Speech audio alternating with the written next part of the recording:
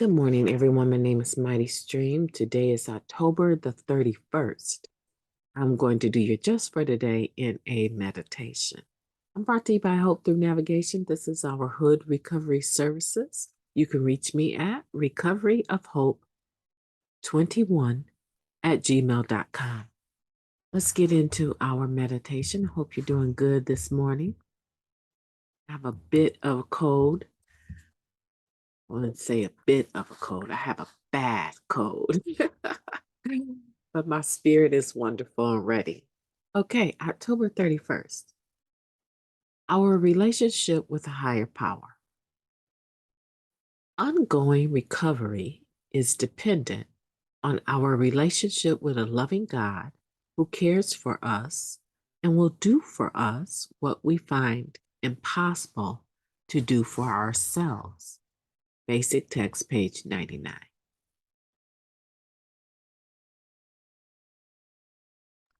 Excuse me. Working the 12 steps of Narcotics Anonymous gives us a fresh start in life and some guidance for living in the world. But the steps are more than a fresh start. When we do our best to work the steps, we develop a relationship with our personal higher power. In the third step, we decide to allow a loving God to influence our lives. Much of the courage, trust, and willingness we need to continue through the succeeding steps comes through this decision. In the seventh step, we go even further by asking this higher power to change our lives. The 11th step is a way for us to improve the relationship. Recovery is a process of growth and change in which our lives are renewed. The 12 steps are the roadmap, the specific directions we take in order to continue in recovery. Let me repeat that. The 12 steps are the roadmap, the specific directions we take in order to continue in recovery. But the support we need to proceed with each step comes from our faith in a higher power, the belief that all will be well. Faith gives us courage to act. Each step we work is supported by our relationship with a loving God. Just for today, I will remember that the source of my courage and willingness is my relationship with my higher power. Beautiful. So beautiful. Let's take a moment of silence, followed by the we version of the serenity prayer. Moment of silence now.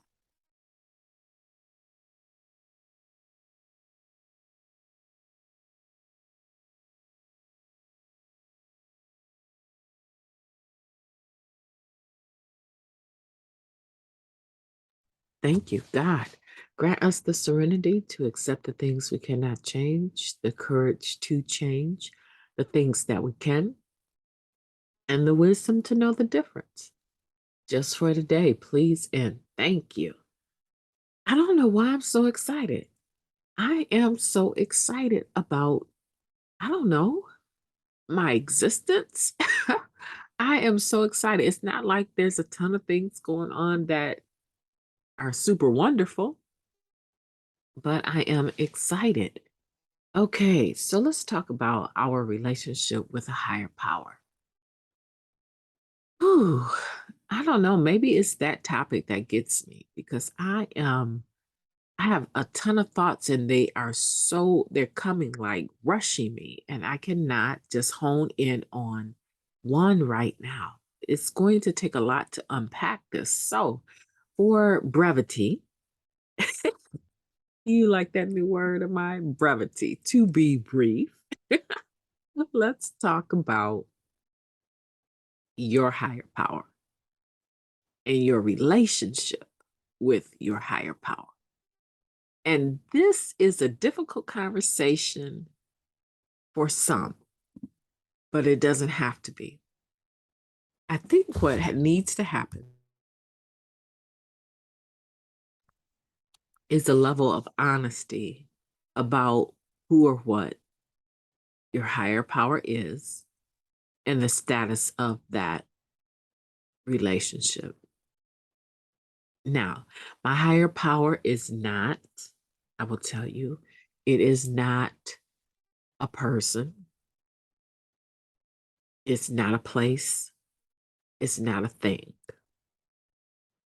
I have a higher power that I connect with through prayer and meditation, and that I have the most beautiful, wonderful, amazing relationship with. Not everyone has that. And in order to derive energy, positivity, reinforcement, direction, inspiration, affirmation from your higher power, you need to make sure that that relationship is two-way. That's the most important thing I can say to anyone, is that you have to make sure that that relationship is a two-way street. One where there's a pouring out from your spirit, and then your higher power is pouring back in, right? Pouring into your spirit. You pour out in a form of petitioning or prayer or whatever word you need to use, gratitude. Um, and then your higher power is able to pour back into you. And the pouring back that your higher power does into you has to come in the form of love, mercy, grace, peace, loving kindness, direction, discipline, in the sense of giving you order. Many people that are atheists or agnostic or not really sure about using the term God with a capital G, God, will use an acronym for God, good orderly direction. That's the best way that I can break it down for those that struggle. So when I say discipline, your higher power has to be able to give you good orderly direction. Because there's some higher powers that you could choose that will cloud your mind and give you bad direction, bad, confused direction.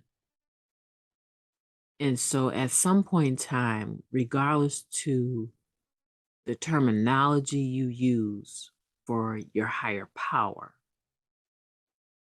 really, because it's only a title, regardless to the term that you use, you will need to make sure that the fruit from that relationship is positive, loving, peaceful, directive, because in our society, there's norms that come with our behavior. Societal norms require certain behaviors. So we know that some behaviors are acceptable and some are not. Generally speaking, in whatever community you live in, out in that community, there's certain behaviors. But within the community of your home, there's certain behaviors. And then within the community of your spirit, there's certain behaviors that are acceptable or not acceptable. If I go out in public and I watch a woman, maybe not so much of a woman, but if I watch her twerking in the grocery store and somebody is filming her for TikTok purposes, that is a societal norm that is not acceptable in public. Now, if she is now in the community of her own home and being filmed while she twerks for TikTok, that will get a lot of hits and likes. So what I can do out in public versus what I can do within the confines of my own home, in the community of my home, are different. Those norms change. Who she is inside, her spirit, her energy, not that physical body twerking, but the person she is on the inside is what is allowing the behavior. So if her higher power is a drug, or her higher power is attention, or her higher power is a man, or thrill seeking, her insides are allowing her to have the behavior that will deliver or pour back into her what she needs. That's in its most simplest form that I can make it. If her insides her spirit has an inside relationship with a higher power that seeks love, seeks peacefulness with self and others, seeks appropriateness, seeks self-acceptance, and is not clouded with anything that is outward seeking, right?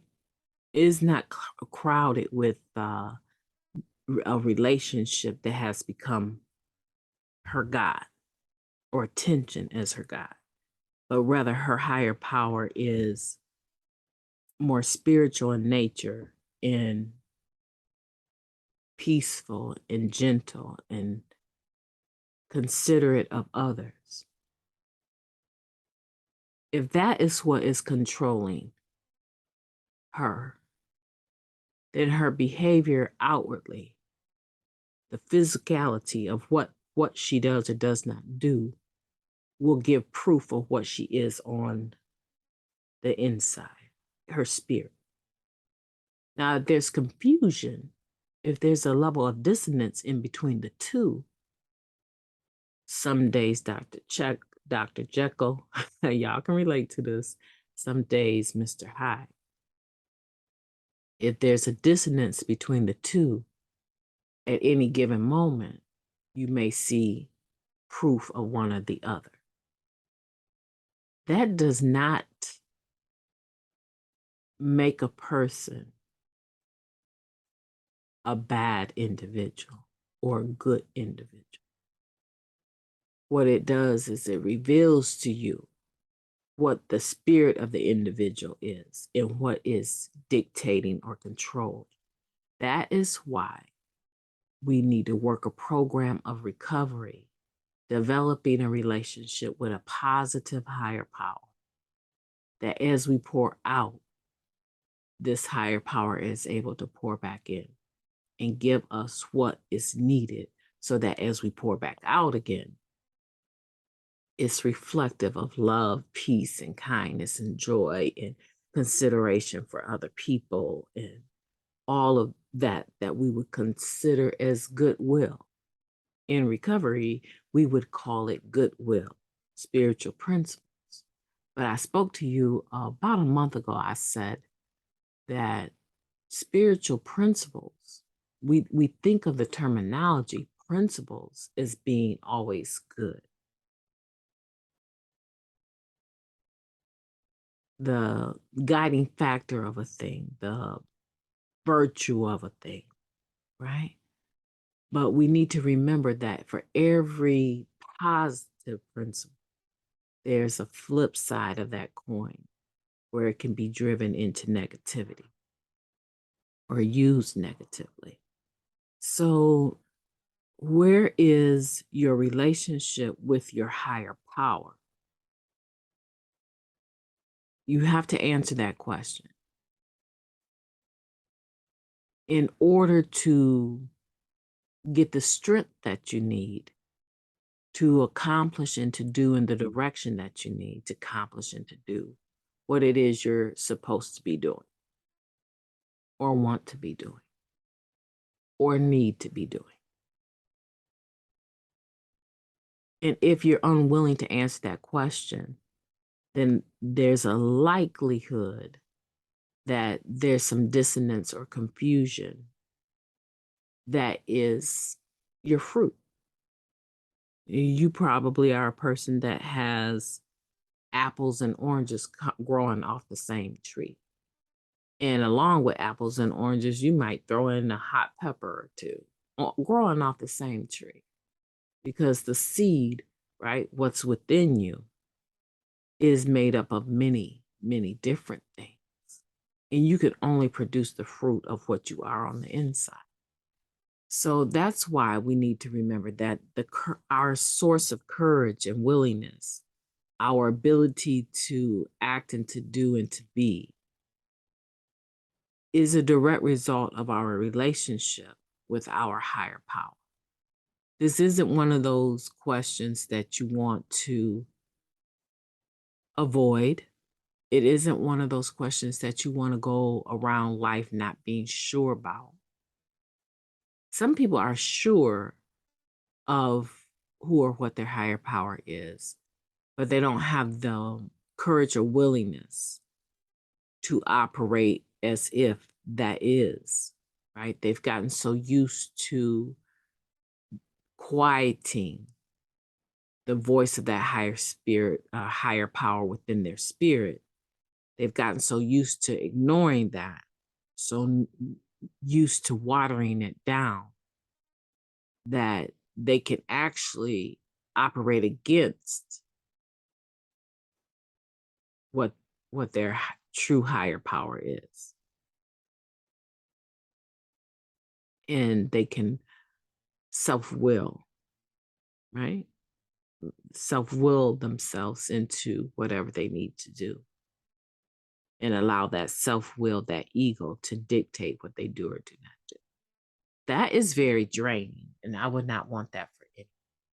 So I want you to go back through this meditation for brevity purposes. I am going to end right here. I want you to go back through that meditation and reread each and every sentence. You can just rewind and go back to the beginning where I'm reading it and think about each sentence and where you are at in your spiritual and your step work. And you don't necessarily have to be in recovery to benefit from the concepts of those steps. The spiritual principles for those are all universal. My name is MightyStream. I've enjoyed talking to you, and I will be talking to you tomorrow.